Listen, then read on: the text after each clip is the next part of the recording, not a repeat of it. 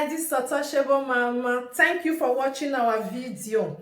Thank you for being there for us. Please do not forget to share with your friends and press the notification button. Also follow us on Facebook, Untouchable Mama page.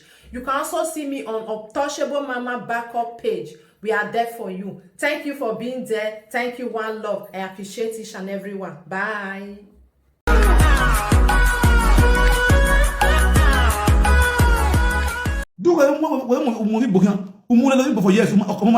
Change your hands. It's simple thing.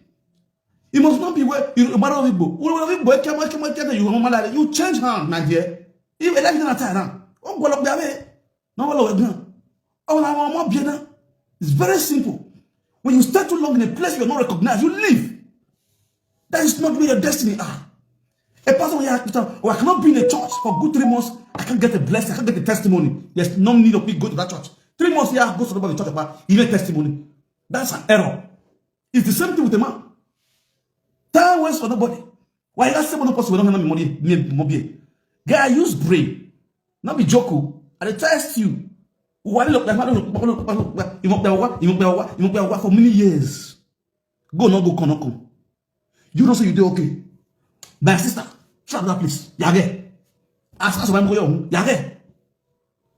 Because I'm going. Oh, I'm a prayer breakfast where they don't have to breakfast and go outside and look for more. This is what I'm talking about. Oh, because when we from a doya condemn a woman, I be was always the at here and what's to take. Sit to take.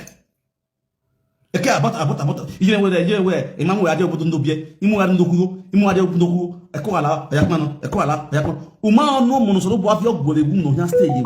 Why when they are for the Munupu, then you're not expecting when head of pay breakfast you home, or do I be all I do think Laza, Inanda, this year I must get pregnant, this year I must take in Nagua. I do I time to buya with ya? I time to buya with ya? Only I got the evolution period now. Oh yeah, fire now.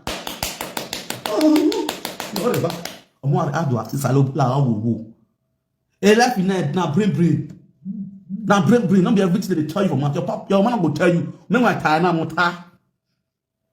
Look over many years of my life, but guy. Every man you used to. I will test, I will block every way I go at I make me only way I clear. Are you going? I will come on the record if I can later. Maybe I see best for me you from. My guy change hands. You see what? And the truth say, I'm a joke. You go change hand. It not be only for people where they talk to, so it there for every woman out there. I love my husband. I love my man. Who don't you man? Who say I don't say boy a family working on the pay and you have 100 by 1 to no boy you are. Guy, use your brain. You there abroad at the end not to achieve of it. After we use a pride where there's a woman, we are you are a loser. You are a loser. Not be lie. Go check on. So you women have to use your brain. I'm not talking to one person. When I even when that boy gear we need no doubt work for it this year. It's 2024. Not going to come preach. Go out there and work for it. Work towards it. And get victory. Or we go tell me no here. Yes, now you go tell me no here. So I'm going to what are you saying? I'm too more better than I already. So what I'm here defense of something so what? Go out there and help so and get and clear. Made the monkey everything clear for your life. Sharp as the horse the ball. That's what yours be. Iyore bomba. Someone is going to Nyakuko. Someone is going to Mona. Mona forget the story. Mona go solve na problem. We don't want here again. Mama give my home. Ose no wa do stuff ministry. Mona swallow. Mona live. Mona we not the send them again. Only just hero. When my home, they say, I get you. My go to bash my hair fine. We don't accept them. We don't agree. And make una arrest.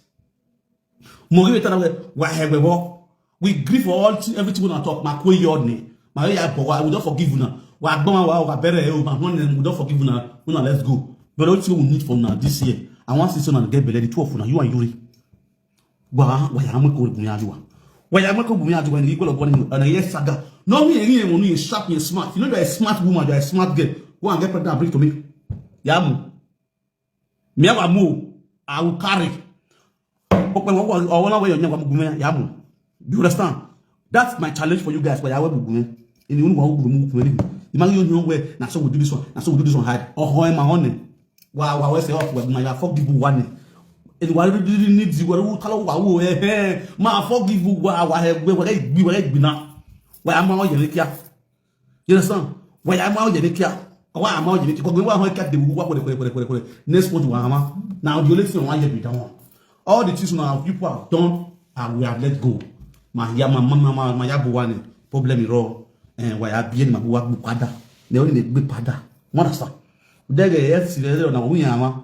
Am I not together? Go celebrate. Yes, those are the things I want to be seen. Every time bass goes well, do I say to as a best of women as school. Why they get an email? Who see me before? No, and that's what I said to as well. If I you create them. One son, you will quit a wood. You the Kuyana, also. You can very argue. I don't want the fact that you refuse to case closed. Iyore, you replace Saweswegi. Don't answer Iyore again. Forget the man's issue. This issue is closed and dead and gone. The both of you should go and look for where you going to fire. Fire down, what fire down. Igbo, the Iyore like one vibe. Day and night. Why solo eh? Someone do do it. I'm giving you visa and a free visa to my house. Do it now. Come to my house. My house is vacant. Do I let me know? Yes, I'm not a joke. Because you know the situation now. We like my sister. Even no single fool. Where they double? Who single? We are not going to live by away. Who can I wait between little between you? I like the video, but we have to get out of live video. One of my best about the top of your live video. You know, come on. Hello. You were do off with me. Hello. Or speak up when you tell you. We're better. We are sorry. Eh, who have to friend because we have to be sorry. Oh God. Why you man? Hello. Hello. Hello. Hello. Hello. Hello. It's all God. I don't die. Bye-bye. Bye-bye. Very from Victor. I'm going to you, man. Can you just imagine? Imagine this in the day. You say hello. Hello. No sorrow, Dazi. Anybody want where? Why are they getting to him? Why better soundtrack? Hello. You don't come knocking my name. What's that? What are you looking for? It's all over. Hello. Hello. Hello. Hello, Domo sir. Oh, friend, me. Tell me how you say it too. Domo. Igual se we manai pague, ni ve contribute todo mejo Domo. Quanto? Me mievo uno no zedo me wa gugwa. Mami mi na gbona do we no my lag mo for market na ogiarwa. Eno emomo na te ya gbegbo kan. Na ya gbegbo kan because your we ni no guwe we ma dere gwasa. Osalo boaja ewewe. Ne osalo boali no si enena de ne osalo boali pass to everything. We ni moto ne pass. Ikeke ne pass. Eri ni osalo boali jijegbe. Eri o ne pass. And there say a pass ni no maja o mano anybody ya momo. And there say osalo boali fi say pass ni. All the dolly woman je di woman ni ya momo. When it didn't ni to ka me do. Omo mapa ni ona mo mi se. Ogirisi imoto no okoto no la na mi accident. Ivie ya na wulo, ye na are koma. Ogi buki ya be koma ona Iyore. Ege no ya Iyore e mono e like family ya travel. Ivie se na wulo. Ana wana hana na about 50 something years. Now nanya momo. But here take bomb very oni. I got here tell ya be I get before I no get again. I take bomb very oni. Well, the actress, not Nollywood actress. Okay. So ni malao ugmeso ade aje ni ya gioma wa be ago da o ye do wa gbe social media o. In life ma foye social media. There is life ahead of social media. No be lie. E momo na ya gbegbo kan. Nu we ma de. ahia domo se fe su wo bo we ni jomo Kakabo. the sana na ya je na me ya gbegbo kan mo na re gbo sawe mezo wege obere gbo gi magi je mo mi jore wala na ya gbegbo kan anu gbe so ya wa le open the social media ya re my so tie mo mi jore no ma be no ma be ya re we ono na no ma la gbon ko wa be gero orun de ni go run this lo pa bi ke su geri edo wa ya ye mo ya gbegbo kan so Erita I said brother what they like you we ya gun ajo mo we si o salo ba afin agbo mo mi jore o sa we kin o sa pe ranela o me ma so no keke we ga reply to them because o ni so we abeg o gbera ni na no ma say mi ru we mu yuru o we do a reply ah shit o je ma wa we say o What? domo sa Yeah. So my people are good to know better star. I beg when I let this quarrel die. I don't talk for this month, I don't end. Hello? Hello, I talk by you. If I don't know, You don't like video? Domo. Yeah, we're live video. You want you may watch you wear. And now when you call, so Nick Momewe, Nia Gume Momewe, yes, and no me no de. Email Bolivia, say. Imam Bolivia, say. Now so over Nivia, Imaka Nigaje, Ruda, you're not so tall. So. Tore is speaker, I don't know. So even Wagume from a pow menwe, as a no man no dead. On a pay our strength in there. Yeah, what my give on need no tag bots. Ika bo appreciate Wagume from wala wo a pow west Ekpo we hit you west domosa west sir. No problem, okay? What? All right, people, I greet you with better style. What already? I'm with auto. Iyore there. On a man square. On a man my vo. On a man you the lose guard. Oh, you the famous. You the lose guard. On a man cost me for us. Cost me. Yeah, why? Hello. Baba with the smell. Hey, sister with the smell. Oh, you do your head.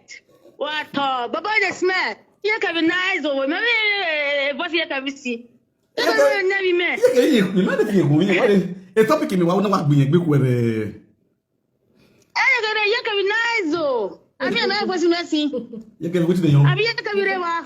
But you must You can be the young. my first when the other now my call you when I do want to call. Well, me maka boy see me ka boy na see na. My call even no Well, every day Christmas. Oh, me call you na never about the smell na. Me ka call na see what be kere jo.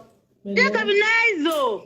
Oh, when you cannot call you by. Oh no, I no pay attention now. Not funny. Oh yeah, there yeah. So about place of woni.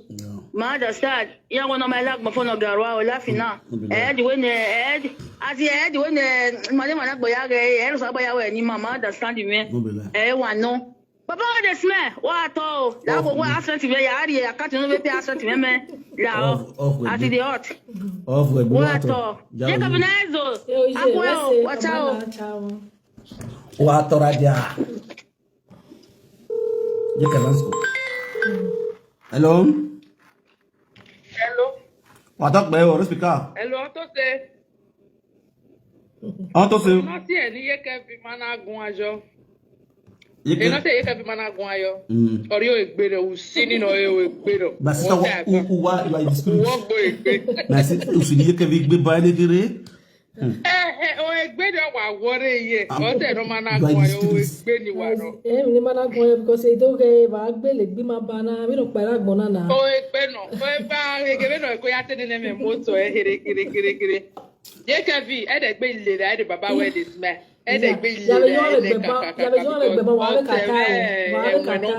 I would get friendly, you know, eh, later. Na wa musa wo ge adewa. Ke ke masane.